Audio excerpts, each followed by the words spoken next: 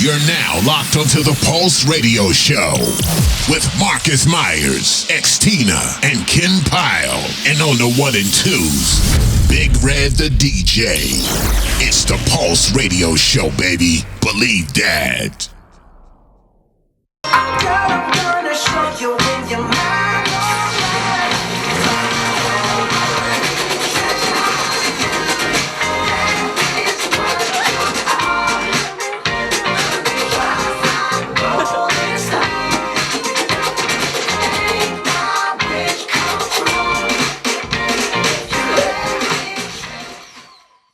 DJ Puffy. What's going on, man? In the building. Thanks for having me, man. Congrats to you guys. I think that I'm so used to watching the Breakfast Club that whenever they introduce the guest, everybody claps. So it's like, yeah. Okay, we'll give you that.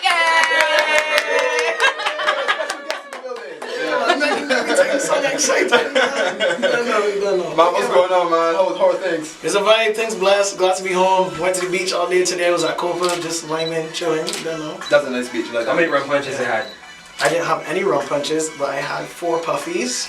Okay. I have my own drink on the menu at Copacabana. I will not be drinking. Shameless plug. I'm It's on the menu, so yeah. I'm not drinking anything named Puffy. So what's in that drink? Like 2 shots of full hype or what else? 2 shots of full hype. You'll get some Don Julio in there with some cranberry juice. And Yeah, like you got order one, huh? yeah, man. You got order a Puffy. Yeah, You man. can drink some Puffy? Man, no, yeah. Guys. Yeah, I'm not doing it. Pause. Pause. Try the drink. It's really good. It's really good. Bro. We'll definitely try it. We'll You definitely gotta try it. add that. Thank you very much, Miss Xtina. You can try me. You're welcome. Good. Guys, we on here though. We like Sorry. Family radio, right? Family radio. Yeah. DJ Puffy. DJ Puffy. How would you define yourself, Puffy? I know you are DJ Puffy, but you know we've seen stuff that you would have produced. You know, you're hyping, you're doing a whole bunch of stuff. Mm-hmm. How do you define yourself? I'm not trying to pigeonhole you by any means. You will never. Alright, but how do you define yourself? What is DJ Puffy? Who is DJ Puffy? First of all, I don't like to be defined. Fair enough. You know, if you've been following my movement recently, we just launched a campaign. It's like an ambassadorship for the Unlabeled brand, the Unlabeled Society, and it's a T-shirt line with T-shirts that you can actually write. I was at the launch at Copa. Exactly. And the major message behind the brand is, you know, be unlabeled. Stop trying to put labels on things. Trying to put people in categories and saying this person is in that category and this person is in that. You know, you have a shirt, a blank slate, and you can express whatever it is you want to express on Monday, Tuesday, Wednesday.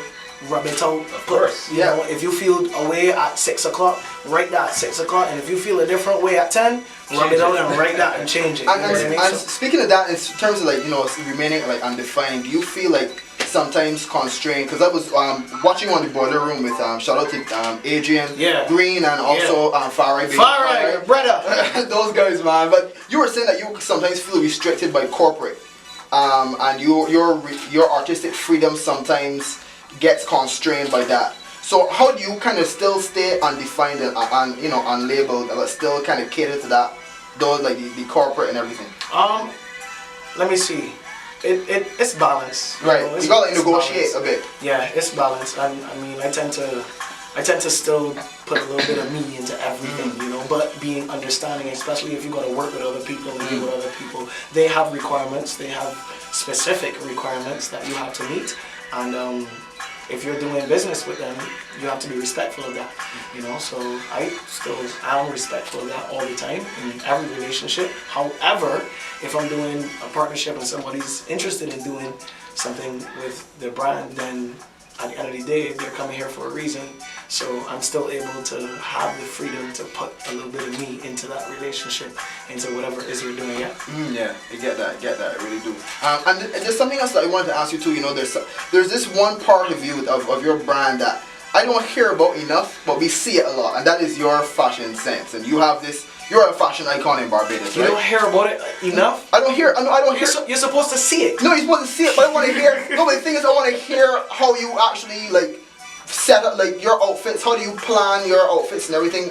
Like, I wish I could see like how you're going into the process of you actually getting ready for that and saying, you know, shoes, pants, belt, shirt. Funny enough, I've been approached by a couple stylists over the last couple years. Yeah. And I don't know. I mean, I love taking creative advice and putting my own twist to it. You know, I am heavily into fashion. I mean, I used to model. That's how I met my manager. Yeah, that's what I first remember about you. Anyway, I'll come here. This Exactly. That's how I That's how you remember it, man.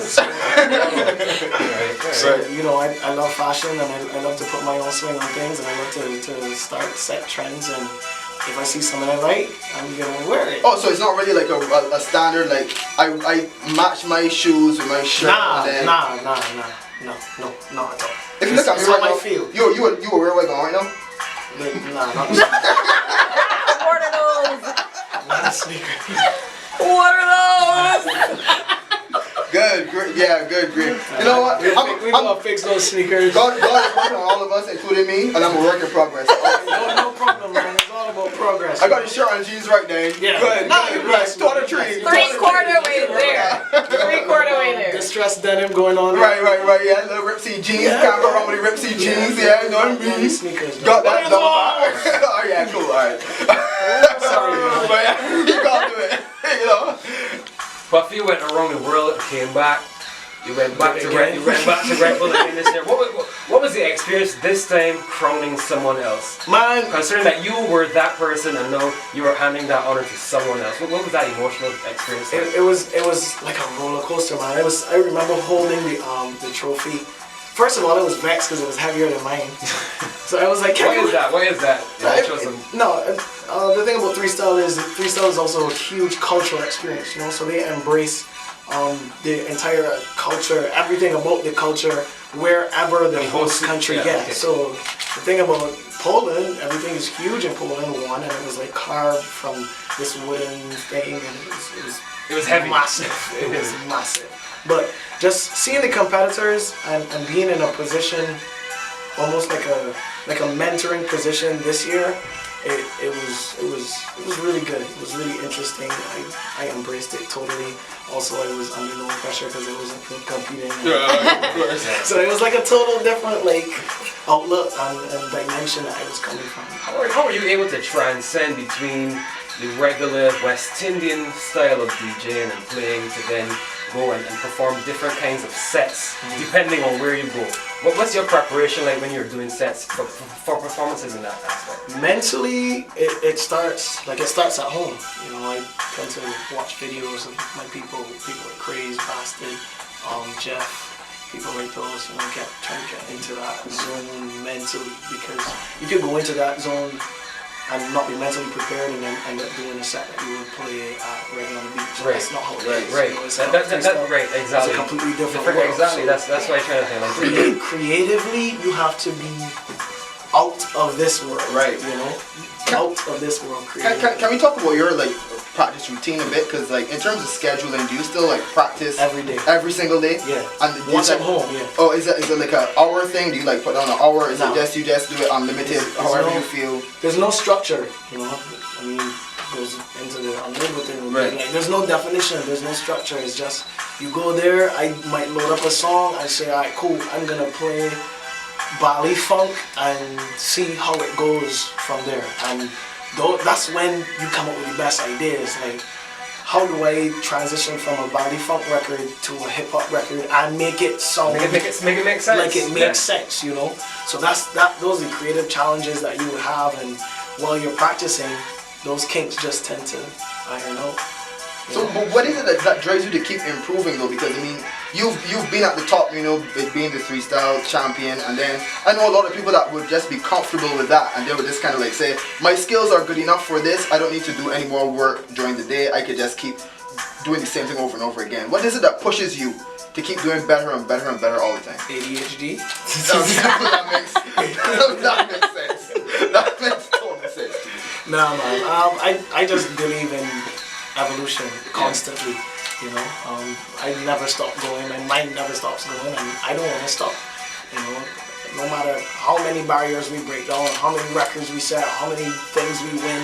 You know, it doesn't matter. I'm in competition with myself. Yeah. So I want to continue. You just want to be a better you every day. Yeah, every day. Yeah. But will you ever compete again though, in an actual competition again? Well, I do this competition called 24 Hours, 24 DJs, and I participate. Sorry, not I do. In Toronto. My first year was it was actually before Freestyle last year in May. Not last year, 2016 in May. Was it 2016 or 2017? It was 17. Yeah, sorry, the years go by really quick. But it was 17, definitely. And that was the first time that I did it, and we won. Shout out to Dr. J. Crazy. One time, we were on a team, and I also won Best Overall DJ. Nice. Brought up the most points for my team, and yeah, in terms of competing again, I don't think so. I mean, we've done it. It's time to give somebody else an opportunity to experience what I experienced. So, I know you just mentioned Dr. J. Dr. J is synonymous with soca music. You're headlining reggae at the beach party. Yeah. You're performing all of these different genres. What's your favorite genre of music to play? I mean, they got some tunes that you just like to play. What does DJ like to play? There's songs that really send you over the top. Well, I will have to touch like each genre. So like in terms of dancehall, Jenna Bounce is the biggest record right now in Jamaica, and Libby Them Dong is coming on the beach. Right. So people will experience the biggest dancehall records in the world. And it's on Sunday, right? Yeah. So yeah, those I mean, and I just came from Jamaica. Doing the carnival there, and obviously Jamaica Carnival is different, whereas instead of all soca, you get the some other dancehall in carnivals, there. you get the authentic Jamaican cultural experience of the dancehall. So yeah, Sometimes Ding dong, limmy. Sometimes I wondered before if it was like hip hop that you really like. I love hip hop. Yeah. I mean, I like the culture of hip hop. You know what I mean? Like, and obviously my fashion and the way I dress is That's probably what it is that maybe through hip hop. So yeah, hip hop is dope too. I mean, I love soca music. Soca has taken me places that I could only imagine. Speaking of back in the places, day, you know? speaking of places that you know you can only imagine, is there anywhere that you haven't been yet that you would really like to go? Japan.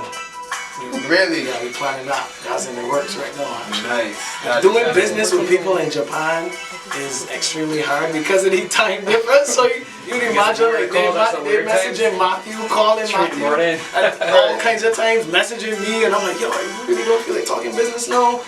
Playing Battlefield or FIFA in my off time, you know. Wait. Shansi will be there, so I'll be there, you know, supporting my lady. Maybe, hopefully she sees me. And I don't know, something can happen, you know. Hopefully she sees me. Not in those shoes. That's what we're doing tonight, really. That's what we're doing. Yeah, okay, yeah. I'm done. Set yourself up. Right, I'm done. I'm done. No more questions. This is the Pulse Radio Show, 195.3. Bless.